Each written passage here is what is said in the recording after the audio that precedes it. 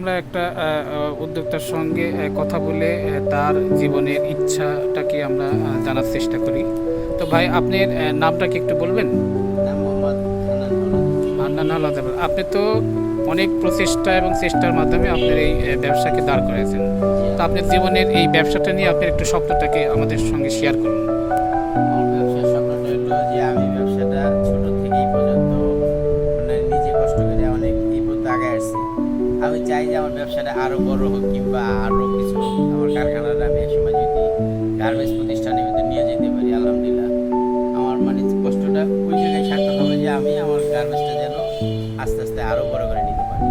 আপনার এখানে আসতে কোনো প্রতিবন্ধকতা হয়েছে যেটা আপনি বাধার সম্মুখীন হয়েছেন?